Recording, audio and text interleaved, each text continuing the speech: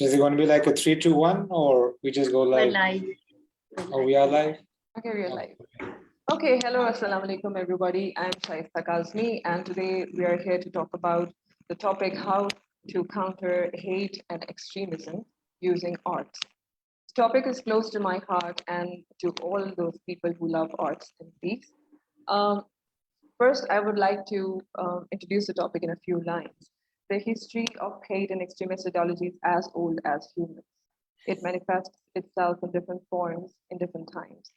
There are examples of extremism across time and across culture, so there is no single profile of those who promote hate. On the other side, we have seen that culture and art has served as the antidote by awakening the intellect and critical thinking to explore, think, and learn by itself. To discuss and share ideas on the topic, we have with us a panel of 3 wonderful artists who are Pakistan-U.S. alumni and putting their due share in eliminating hate and extremism. I would like to thank you, all the panelists, for joining us today. You're welcome. Before I begin with the questions, I would like to give a short introduction about the guest speakers. First, we have with us Anam Nawaz, who is a lecturer at School of Culture and Language at the Institute of Arts and Culture, Lahore, and founder of My Voice Unheard. Anam is currently part of the team setting up the Social Sciences Department at the school. She is a Fulbright scholar and has completed her master's from New School, New York in Social, Cultural, Cognitive, and Developmental Psychology. Thank you, Anam, for joining us. Thank you. Pleasure. Our second guest speaker is Seema Farooq, who is a visual artist, graphic designer, and a filmmaker. Seema Farooq is a Quan alumna and was chosen an International Leadership Visitors Program in year 2019 as a young leader. She's an independent filmmaker and visual artist who uses art in several forms to tell stories and self-expression to focus on various social issues faced by women and children in Pakistan. Seema is also founder of a multi-dimensional art institute, The Storytellers, and her recent focus areas are digital artwork, including short films and documentaries. Thank you, Seema. Thank you. And last but not the least, we have with us Mia Adnan. Mia Adnan is an award-winning filmmaker, Berlinale Talents alum, and Fulbright scholar whose works have received much acclaim globally, being showcased at Directors Guild of America headquarters in Los Angeles and winning more than 25 awards worldwide. Thank you, Adnan, for joining us. Thank you. It's good to be here. Okay, so we are going to begin the session with our first question. And my first question is from Mia Adnan. So Adnan, what is hate and what are its different forms? Also, what in your opinion are the predominant factors that nurture a hate ideology? Well, I'm no expert, but I think, just looking, just to understand in terms of the emotion of hate, I feel hate, stems from, a couple of main factors. One is prejudice. If there's one group which has prejudice against another group, for whatever difference they may have, be it racial, be it religion, be it color, be it, whatever. Even if they like different kinds of foods, whatever, people start, they can have prejudice for whatever reason. And then, that can, I guess, eventually lead to factors which can make people's, worst come out in certain situations. If you have prejudice towards a certain race or a certain group of people, at the same time, even lack of knowledge, lack of awareness, indifference, all these factors add to the same prejudice which may or may not exist. If you don't know someone or if something is, unknown to you, one always has a little bit of fear. There's always fear of the unknown. So at a very basic level, it's unfortunate because, at the end of the day, everybody really is the same at a human level.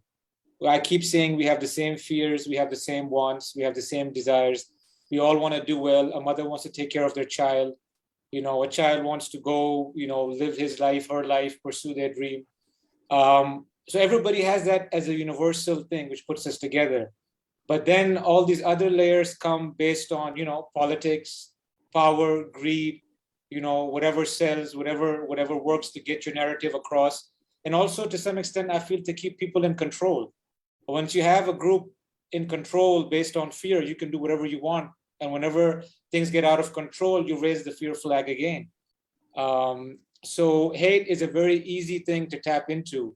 You can use religion for it, you can use monetary reasons for it, and even, but at the stem of it, you have to actually believe that you are better than someone else, which is ridiculous, based on, layers or the way they've been raised, etc. You're as good as you are based on how you act, how you behave with people.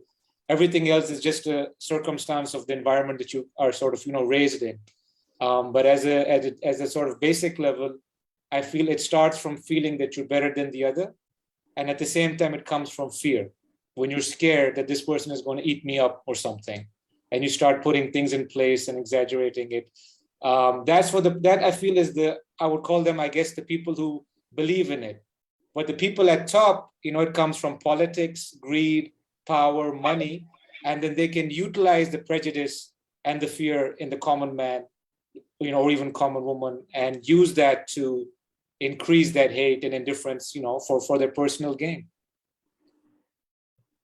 Thank you, Adnan. Anam, I would like to you to share with us what, in your opinion, is hate. How would you define? I think Adnan pretty much explained it very nicely.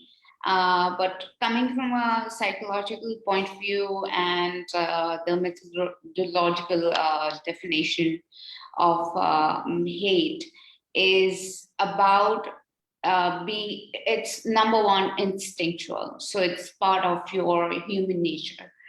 But at the same time, hate develops when you are threatened by a person or a group of people, which Adnan pointed out as prejudice.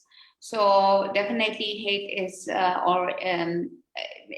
stems from a certain kind of fear from another individual, and then it turns into prejudice and stereotypes, and when all of that is combined, it blooms out, or say it booms out as extremism. So in our behavior, then that is manifested as an extremist act. Thank you. Okay, Seema, since we are discussing what hate is to begin with, so what, in your opinion, are the different forms that we have to see in our daily lives, in our history, that hate has manifested in different forms? So what, in your opinion, are those different forms that create issues? I think both Adnan and Nanam, they kind of summed it up, and I totally agree with them. But talking about hate, I can only talk from my own perspective, from what I believe hate is, because long time back, while I was thinking and thinking inwards and thinking why there are certain people I don't like, or I sort of hate, and I've sort of come up with a conclusion that hate comes from two things. The first thing is that the reason I would hate a person or not like a person would be A, because of judgment, B, because I would believe that the perception I would have in my mind of that person, or one of the most basic things that I used to do was I used to think that, if I were her or if I was him, I would have done this way. Why is he acting this way? And boom, that's it. That gave me a reason, a justification to dislike that person. So, I believe all these things, they're like instinct. That's how we're born. We're born with judgment. We will judge people and we will think that way, but it is something that we have to unlearn and tell ourselves to not judge, and then to say that it is okay. If somebody is different from us, it is okay. If my neighbor lives a certain way and doesn't think like me, that is fine. So, when we talk about hate and extremism and these things, it has a lot to do with mindset. And when we talk about mindset, this is something that that has been developed with it takes a lot of time, and it passes on from generation to generation. So if you want to really work on hate, you really need to change the mindset, and you really need to tell the society how to think a certain way, how to unlearn things, and how to be okay with people who are different from you. And I've seen it so many times talking to people, and how we justify it so easily. Okay, oh, that girl, she is horrible. And then you say, why? They'll say, because she wore clothes like that, or she came home late, or whatever. So, the main thing is, if you just sort of work on judgment, and, just tell yourself, I'm not going to judge the person. And then sort of say the second thing you tell yourself, it is okay if the person is different from me. So what, that he or she is a different person. So I think that will sort of change your mindset, and is one step towards not hating people and working on it. Thank you, Seema. And thank you, Baleen, for joining us. She's joining us our live stream, and she just commented that hate is also developed when someone is being suppressed to have his human rights. So as all the guest speakers spoke very beautifully about it, that it stems out of two reasons. One is the sense of superiority, or they think that they are being victimized. Okay, so moving on, I would like to ask Anam, to what extent do you think the absence of artistic expression in teaching humanitarian values of life is a reason for an increase in extremism? I think the answer to me is pretty simple, and it goes back to, I think, the cave times and the cave age, when people used to draw on walls for other tribes to see what aspects that they are going to look at are dangerous for them, and they would help other people in identifying what are the ways to cope up with that.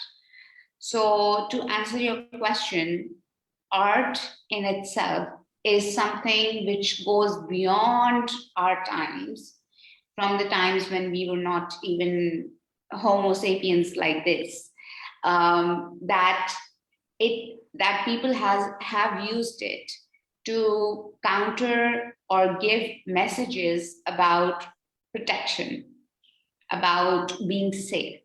So to say that art can counter extremism, I totally believe in that, because that's a language. It's a different kind of a language, and it provides you an opportunity to interact with the other groups or individuals in order to have a cohesive, collective community that can live together. And if we had not done that at that time, during the cave ages, if we had not given those messages through art, I don't think we would have survived today.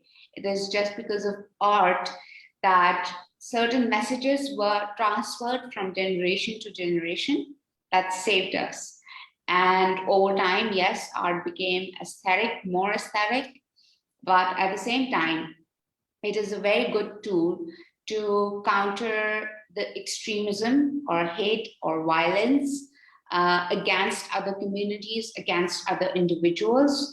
But for that, it is very important that we are aware of ourselves. So first, we need to look into ourselves and see, why do we hate certain things or certain people?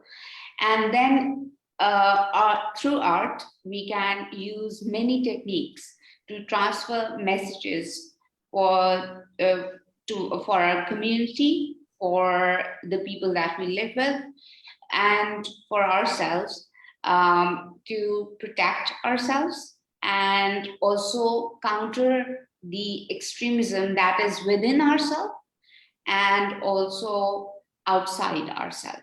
So first we need to look into ourselves and counter that extremism, that violence, that hate that we all have, but sometimes we are aware of it and sometimes we're not aware of it.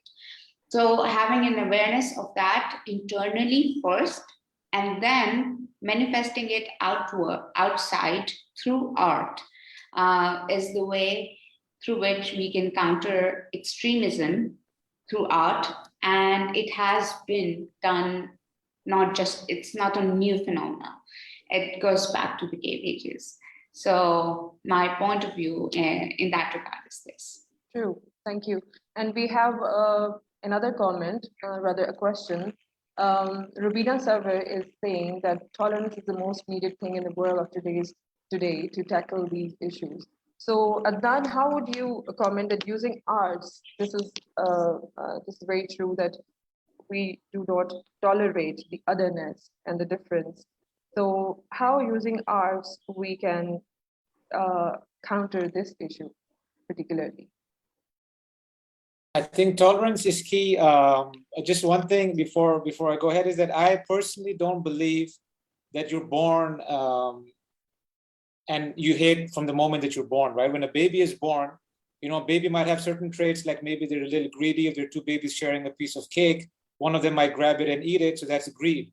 But I don't think that the element of hate would exist in a child. Again, this is just what I believe. You know, I'm sure there's more research out there on this. So I think a lot depends on how you are raised, the environment you grow up in, what information you're fed.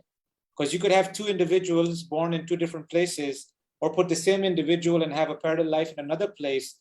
The environment would make a big difference in terms of what that child believes, why that child feels that he or she is better than someone else, or why that child might even be scared from someone else. You know, both factors lead to the same outcome of, you know, either hating someone or protecting yourself and doing something extreme. So I just feel that when you're born, you know, I don't think that hatred gene is in us. We might have other elements, like maybe one is more, you know, curious or greedy or possessive or whatever. But I don't think they would come out, you know, into this world, you know, looking at someone and saying that, you know, I don't like this person at a baby level. But then the way they're raised, obviously that makes a big difference. Coming back to tolerance, I feel, you know, it's such a beautiful thing if you can just accept each other. And if you can learn to accept one another, I feel the tolerance is you know, is automatically gonna, is what it is about. That if you can just accept that this person is different, this person has certain things about him or her based on where they're from or whatever they do. And as long as that person is not harming you in any way, you should just accept that person the way they are, versus trying to change them or trying to enforce your sort of, you know, way you look at the world on that individual. I feel that comes from, the frustration comes from there. And even if you look at someone who's different, if someone tells you that this person is going to go and take your money or whatever resources, then that develops the fear, anger, and then you start becoming protective, and then you might even become aggressive. So tolerance obviously is key, you know, and I think that would come from just accepting each other as individuals. Even if we disagree with each other, you know, you can just accept that, okay, this is the way this person does what he or she does. But as long as that person is not harming you or someone else in society, that's that person's journey, you know, and as long as he or she is on that journey, hopefully they'll figure it out. Thank you, Adnan. And we have another question by Roshan Bukhari. And let's see if Seema Farooq would like to answer to this question. Roshan Bukhari's question is, what are the chances of societal antagonists using art to spread hate? And how can we manage this aspect? I think that will always be there. We will always have people who would want to spread hate.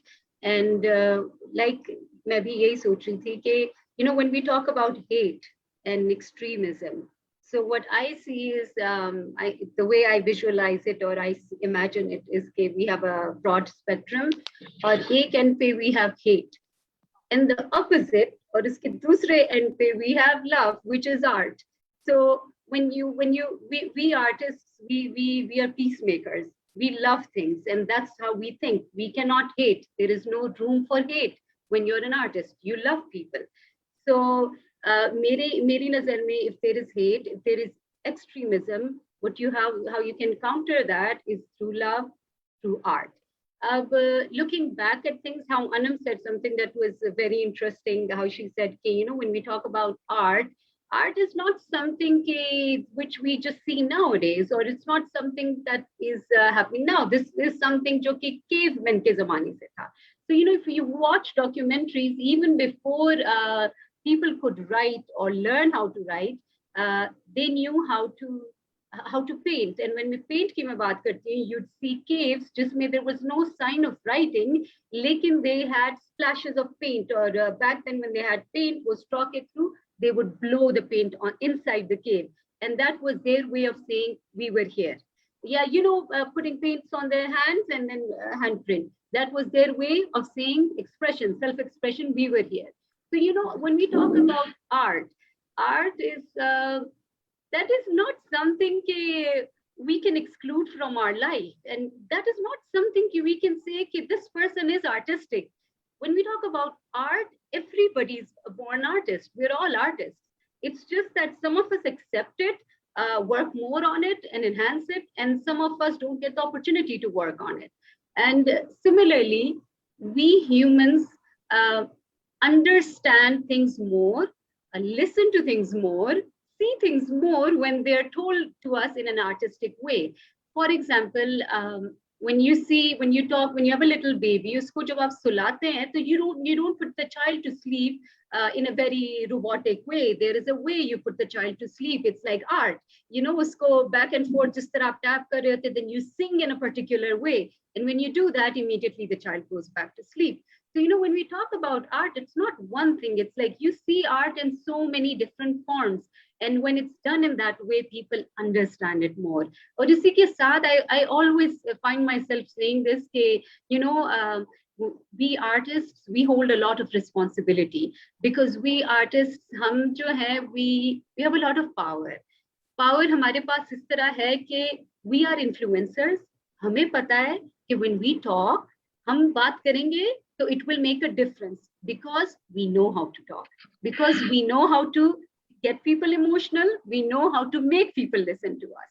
So, ये जो art का form है, in my opinion, agar society में we see there is, on a very, very personal level, I feel the topic that I talk about the most is, gender stereotyping हो रही है, women के issues हैं, whatever issues we feel, extremism, anything, terrorism. If you want to tackle that and you tackle it through art, there is a chance it will make more difference. There is a chance you will hit people on a psychological and emotional manner, and it will hit people more, because that's how we humans are. Bachpan se lekar ab tak, we are more interested in things like that. So that is my way of thinking. I hope I'm not talking too much. No, thank you. Can everyone listen to me? Yeah, we can hear you. Okay. It's just that my video stopped working somehow. Okay, Adnan, the problem of hate, we see that the problem of hate gets worse when ideology is coupled with technology. So we have seen that haters now have a global platform to spread their message. So how do you look at the world of extremism that has evolved in this new social media world? How would you comment on that? I mean, it's a mess. The thing is, like Seema mentioned, like if in terms of artists, even from a young age or like from an older age, like when putting a baby to sleep, and even when they're getting older, you tell them stories. So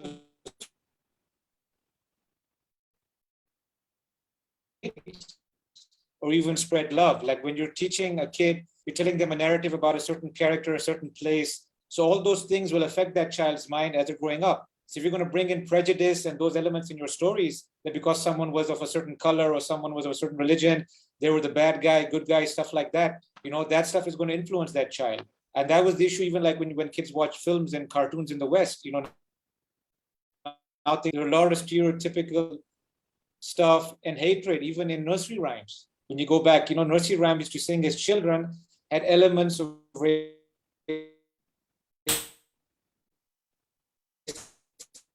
in them.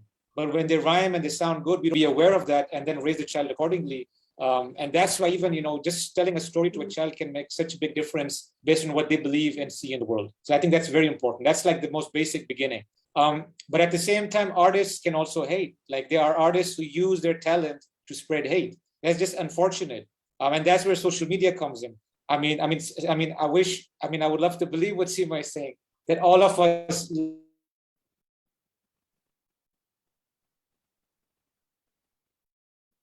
talent, and it actually make to convince people that group is, different, bad, be scared from. I think Adnan's network is having some issue. Meanwhile, Can you guys hear me now? I'd like to add to what Adnan has been saying. I totally agree what he's been talking about. कि आप बच्चों को जब शुरू से ही जैसे groom करते हो, they turn out to be like that. And one of the major things that we miss out today for parental convenience is putting children on games.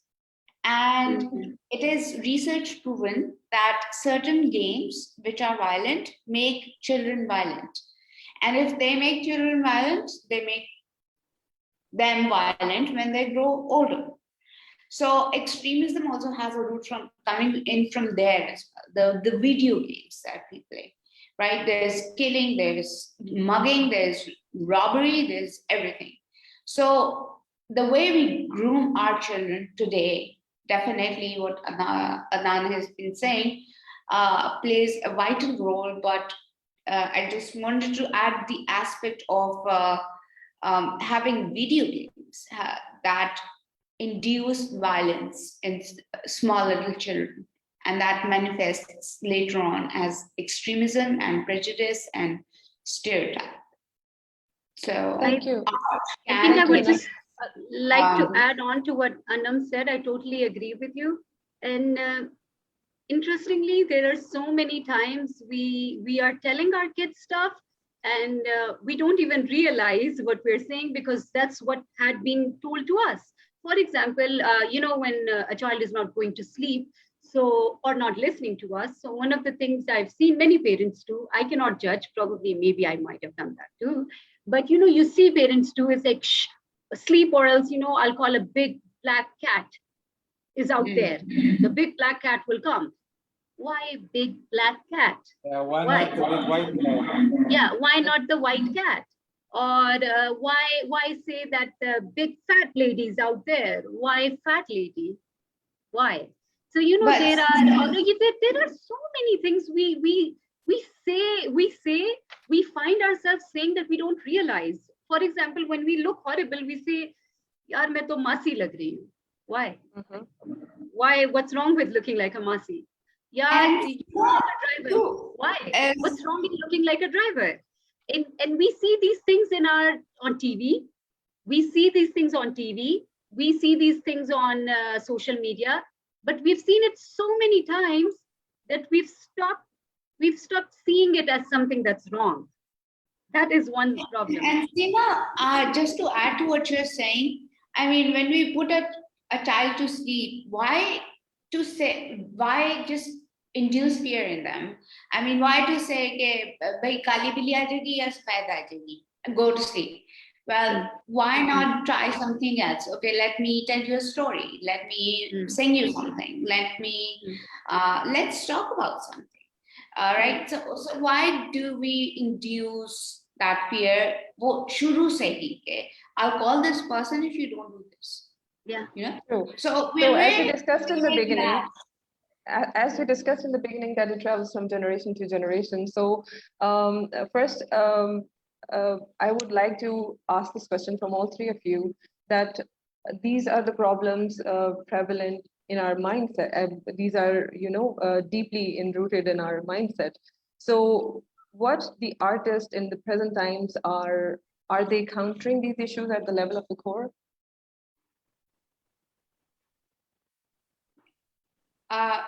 Yeah, so I believe that, yes, times are changing. Education itself is becoming more interdisciplinary. We're moving towards STEM and STEAM education, and we're incorporating art in general education. And I believe that when we do that, we incorporate art and artistic expression, which is a language on its own. It has a different language. That is why it touches somebody's heart, be it film, be it dance, performance, painting, whatever art it is.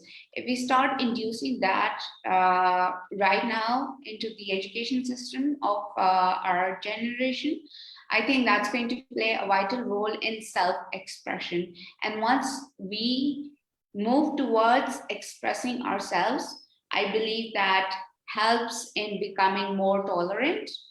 And once you're more tolerant, extremism and violence could be reduced. Thank you. And Seema, why in your opinion, people are, especially young people, are attracted more to hate ideology than arts? If do you agree to this fact? And if yes, then why do you think it is so? It's easy to hate than to love. Simple. We go for things that are easy. It's easy to feel good and say that, this person is different from me and this person is not acting like the way I would have acted, and it's very convenient to hate. On the other side, if you have to love, then love means you have to accept. Love means you have to sacrifice. Love means you have to put the other person first. You have to be patient. There are so many things with love. So when you have to do all those things, it means you have to do a lot of inner work. And you have to work so hard on yourself. You just, love comes with a lot of things. And when you hate, you just need hate. Hate is enough to hate a person, that's it. But when you love, it's a long process. It's a lot of inner work. That's why we humans tend to go for things that are simple, which is hate. True. And we also have a comment by Naz Ahmed. He says that, so art can never be used for hatred, or maybe to spread hate. If yes, then give it another name. Okay, so now I would like to all of you to tell us about the stories of your personal and professional journey, and how in your professional careers you have made an effort to address this issue of hate and extremism, and share with us the what has been the outcomes. We can start with Adnan and then Anam and Seema. Well, I mean, to begin with, it's a beautiful thing if artists can help, address the issue of hate. Although I don't feel that artists necessarily need to have that responsibility, that they, it's the people who are running the country, the government, society, parents, all those factors of your society and culture should address those. But if artists do that, it's great. And sometimes I think even, we have to be aware that sometimes this euphoria can also be used, for gain, where artists sometimes sit on the bandwagon of peace and love just in order to get more views or get more attention or get more opportunities, because again, it just depends where something sells. If there's a place where hate sells, people get on the hate bandwagon if you don't know any better. And there's this place where, putting some other society down or spreading fear sells, then you'll get on that bandwagon. So again, artists are not necessarily free from sin, like artists can make mistakes, they can do wrong things as well. It's not like we as artists are above the law in some way because of what we do. But then it depends on what you do with your craft. There are artists who are also doing great things, who are also doing a lot for society, who are actually from a genuine place making change. So that's always good as well. Now, I'm not saying that I've done a lot of stuff, but in terms of the stories which I have been able to make, one of them was focused on the issue between, collateral damage. In terms of, what happens to the people in any country, when there's a conflict, people focus on, who's good, who's bad, who's right, who's wrong, but the people suffer. And there's this big indoctrination of always spreading hate or fear that, we are doing this war or this thing because we need to, and these people are not the same as us. And that's why these civilians that are being killed, they don't matter. Obviously, we've seen in today's world, there's a big difference if somebody dies in a third world country versus somebody dying, let's say, in the West. So that's something which was driving my need to tell that story, that I want to just bring attention to the people. I was not concerned with who's responsible. I was more focused on what happens about the child, the mother, the teacher, the father, the family affected in the middle of a conflict. So that, I guess, in some way perhaps helped bring light to the civilians, which back, in 2009 and 10, the focus was always on extremists. Like if it's a story set between Pakistan and Afghanistan, like either, the Muslims are, extreme, they don't know what they're doing, and they act like they know everything, and they're being extreme in their mindset, or they're scared and they don't know what to do with themselves. They always have to be saved by a soldier or a doctor or somebody like that. So I wanted to, take that part out and focus just on the people. And at that time, it did help, because when we screened, mostly in the West, a lot of people used to come and say, I really appreciate that, the film is actually called Heal, and you can watch it online. And they used to say that, you showed us a side where we were thinking different. It's about a boy who wanted to basically pursue a career in poetry. And then something happens. But I feel art in that sense helps break the wall, where another person gets to see a side of you or your people, and even for us to see a side of them. Similarly with The Journey Within, it was a film on Coke Studio, which, was, again, is one of those positive narratives to come out of Pakistan. I was in film school when that show was happening. And again, it was post 9/11. There was, again, the stereotyping of our people that, Pakistanis are like this and like that. The show's own journey has a lot, even in terms of, countering that narrative from the West. So for me, that feeling I wanted to convey in the film as well. And there's an incident I remember once we screened in the UK. There was this member of the audience who was from Ireland. And he came up and he said, he gave this wrong kind of long speech about the film, where he was comparing it to how Ireland was also stereotyped back in the day, where people are looking at Irish people as just people who drink and blow things up, which is obviously incorrect. But he saw that when we saw Pakistan through that film, he felt that's the same image the West has, not the drinking part necessarily, but the part about blowing things up. So for him, he felt that film did a great service to just break that notion. So I felt, for me, again, I was making the film in terms of documenting the music. And obviously these things are part of, what I think about generally. So I'm sure some of it came through in the film. But obviously, other than being sort of, seen for the music part of it or the story, it obviously does mean a lot to me if people even look at it in terms of breaking stereotypes and looking, at and maybe bringing people together in some way. So again, I would want to continue doing that, but I'm not saying that we have to. But we live in a world and time where I think, are even forced to. Because when I was a child, I wasn't thinking about race in these things as much as I wanted to just make a film, like something I'd seen as a kid, like maybe Back to the Future or something like that. But when you grow older, you get more aware of your surroundings, especially when you travel to the US. You get to see, okay, this is me, this is them, what is going on, and then you start saying, okay, these notions I want to change. If I have an opportunity to educate someone about my people, I will do that. And at the same time, hopefully tell a good story.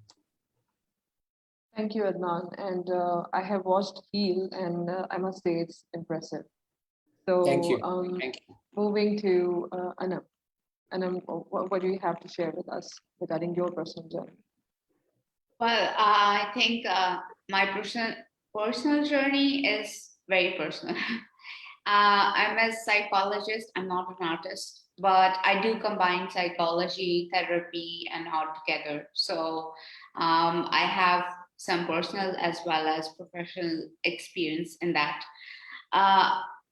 My story is a personal story, and I always emphasize from the internal to the external. So what's inside you is manifested outside. So I was going through a phase, and so I tried certain therapeutic techniques and use those techniques to make art. Now, my art was fluid art and quite abstract in nature.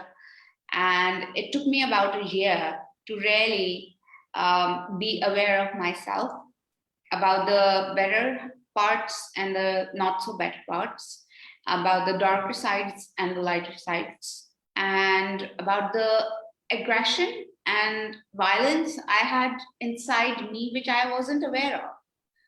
Everybody would say, "Nahi ji, I'm not a violent person. I'm not a violent person, but I have aggression." So I realized through that whole process of a year and a half, where I was doing self-therapy as well as making art, abstract art, and letting my subconscious flow on the canvas.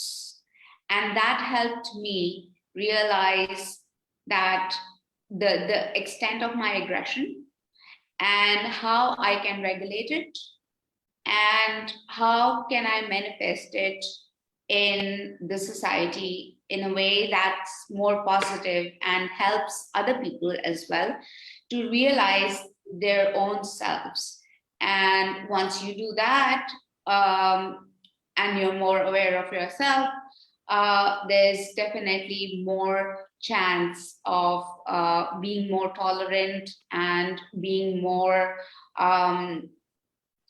being less violent or less aggressive to the outside world. And so after that whole journey, now I'm actually teaching that course at my institute, and let's see what the journey of my students are and what do they realize and what do they make out of it. But it helped me a lot in realizing that fine, I might not be violent, I'm not killing people or anything, I don't have violent thoughts, but I have aggression and I need to control it just like everything else. But specifically answering Naz Ahmed's question, who said that if can art be never used for hatred, I would like to say art can be used for hatred, yes, but it is on a continuum. So if hate is here and love, for example, is here, or tolerance is here, there's always a continuum. So you could be here, here, here, or over here. So both are extremes, but we need to find a balance. And the second question that was asked was that if art can be used for hatred, what would be the name of it? I think it would be self-expression, because whatever you make as an artist, whether it's abstract or whatever kind of art it is, it reflects a part of your personality. And that part of your personality is your self-expression. So I would call it self-expression, if not art. Thank you, Anam. So yes, I agree that art can be used to, craft any story, and any story that is crafted well will find its audience. So we should specifically talk about the art amplifying counter narrative to hate and extremism. Okay, moving on to Seema Farooq. For me, I guess it has been like constant struggle, like I've been evolving, and the way I see myself now, I had never imagined I'd be here. This is not something I thought I'd be. But then there was a time when I was a lot younger, I wanted to express myself. And I thought maybe if I learn how to learn Photoshop, I'd be able to make collages and I'll express myself. So I initially started as a graphic designer. And then I worked in creative agencies, and I realized that was not strong enough. I could not express myself enough. And I wanted to move on. And then initially, the idea of making a short film or getting into filmmaking or becoming an independent filmmaker was completely unplanned and coincidence. And I believe, like I've said many other times, I believe it is a result of me being an extremely angry woman. I was extremely angry mom. So I had a little girl. I had given birth to a baby girl, and as a result of that, there were certain things I had seen. For example, for me as a mom, my little girl was the most precious thing to me in the world, and that's how we were raised. I never knew that a baby girl could be any less important than a baby boy. But then there were instances where I realized that's not how other people think. For example, I remember this particular time where I attended a wedding. And in weddings, we have this culture where, we place a little baby and we hand over the baby to the bride. It's a culture. They do that. So, I just took my baby and I wanted to hand over my baby girl, who was, I think, 6 months, to the bride. And instantly my sister, she held my hand and she said, don't. And I said, why? And she's like, because she's a girl.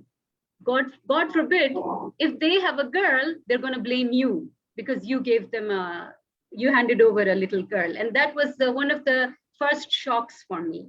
And hearing stuff like, better luck next time, or, that is something I just realized after I had a girl. So there were many things that were bothering me over time.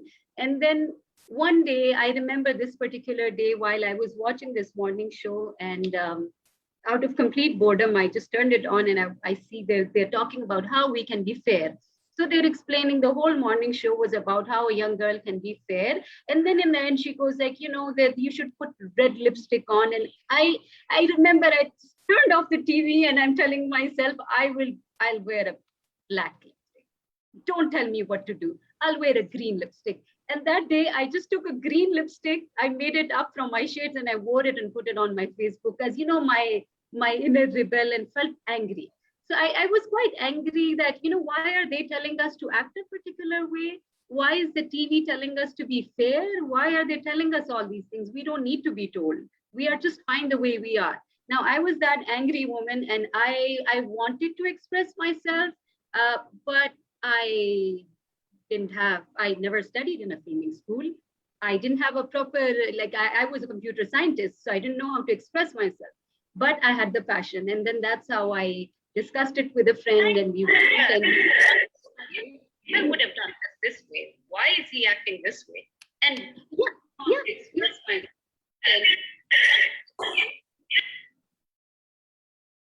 This way. Why is he acting this way? There's a distortion, I think. Yeah, there are two Seemas on the chat. I think the same comment is echoing again and again. I don't know if you can. All right.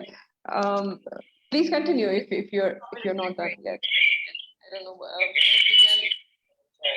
And someone might have it on a double screen or something, like on the cell phone, maybe. Maybe it's a phone. Yeah, somebody has it on 2 devices. You can mute one of them. I just have it on one device. That, okay. Maybe it's a phone. Yeah, maybe we're not alone. One of them. On one device. I don't know how to. Maybe we're not alone. In the background, somebody has opened Facebook in the background. I guess it's So? stopped now. Okay, it has Okay, stopped. perfect. Okay, so we have another comment by Shameen Malik, meanwhile, saying identification of the problem is really important, but solutions based on local compulsions is utmost important. The real local issues need to be addressed with a vision of broader perspective. All right, Seema, I guess you had completed what you were saying. Yes. Okay, so coming back to keeping focus on how to use arts to counter all these issues, do you, Adnan, do you think that the collective and conscious effort is being made to address the problem? Although this is not a responsibility. You mean from artists? Yeah, from artists. Well, see, the thing is, I believe that it's not necessarily only the responsibility of the artists. Because remember, I mean, artists, it's a medium where you are expressing yourself. So if you've experienced hate, or if you know someone who has experienced hate, or if you know of something is very, you feel passionate about, then you would want to express it, you want to address it. Like, Seema's experience, she personally felt or saw things which she wanted to then do something about. Similarly, like when I was, seeing things or reading about collateral damage, I wanted to highlight that issue. And I wanted to then break the stereotype of Pakistan when the Coke Studio thing came around. So again, those are things which happen. And now there are other things as well which I want to do. But then there's some films which have nothing to do with social issues, which also, I would like to be able to make. Just a story about a musician, living somewhere like at the other end of the world. But then it'll always be a part of me which will come in the narrative.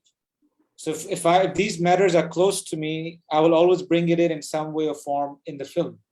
But for some artists, these things may not be that important, and they will be expressing other forms, other stories, which again, to some extent is fine. That's their way. They're doing it best the way they can. So it's hard to hold the artists accountable, but I would definitely say that those that are spreading hate, that can come down. The moment you stop that propaganda, it'll make a difference. Whereas for artists to make stories or paintings or drawings or songs or films, it would be unfair to force it onto them, because then they wouldn't even do a good job. But if they feel that there's something which is personal, then by all means express it, represent, say your bit of the narrative. And also I would like to say that we should not be differential between when we choose to stand up, for a segment of society or a group of people or a country. We live in a world where there's a lot of politics. People, even nations, choose sides only when it suits them. And that is a big issue in hate. We can pretend to be standing up for the right thing, but when it comes to a certain group of people or a certain country, we quickly, step back. So my only suggestion would be, again, we will all speak our own truths, our own experiences. So we will always focus on narratives which we personally can speak about, which is fine. Be it matters of, women having certain, biases in society being affected by that, be it a certain religious sect, be it certain color, whatever. Based on our own experiences, that's fine. But when it comes to speaking about it, I feel like everybody, not just artists, should not be differential about it. If you're standing up for one cause, be ready to stand up for all of them in terms of, at least where you stand of it being right or wrong. Because if you don't stand up for all of them, then you yourself are part of the problem. So I feel that's something which comes on everyone at an individual level, and at an artistic level. Some work is being done. Some of it is sincere, some of it is political, some of it is, monetarily driven. But if you feel an urge to say something, I feel by all means you should. And there should be avenues, I guess, in the country to support those artists who want to say something about matters which are important. Because that way, at least I feel like their content can make the world a better place to some extent by bringing people together. Whereas another film, which is completely different, might help bring people together by allowing them to escape from this kind of, scary world that we may be living in at some time. Thank you, Adnan. So we have last 5 minutes for this session to end. So I would like all the guest speakers to give a quick comment, a round of quick comment, and then we can sum it up. Starting with Anam. Oh, Anam is not here, I think. Seema. Adnan, can you? Okay, Adnan. Adnan. I would just say, the same thing, like, don't choose who you want to stand up for. And whenever you have doubt, do the right thing. It's always easy to err on the other side of the thing. Always give person benefit of the doubt.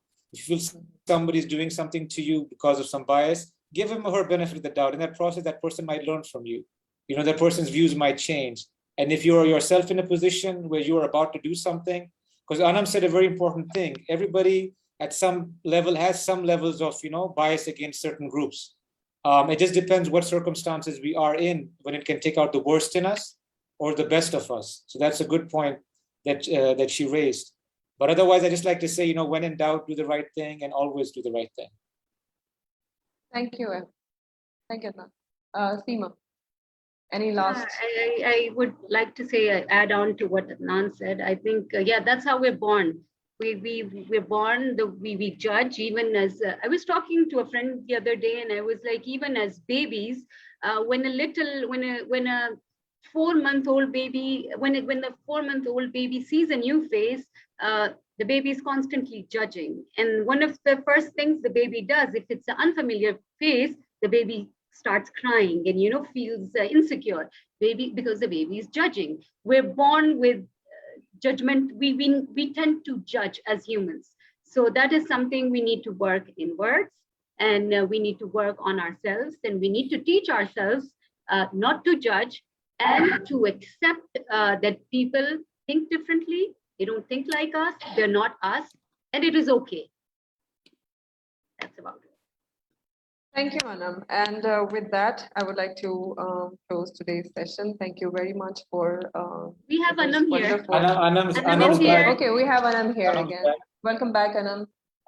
Any comment before we close the session today? Hi, Anam, can you hear me? I don't think Anam can't hear us. Anam, can you hear us? No. No. I don't. Okay. So thank you, Adan and Seema and Anam. It was really wonderful having you guys, and thank you much for joining us today. With this, we'll say goodbye to our peers and people who joined our live stream as well. Thank you very much. Good answers. Thank you.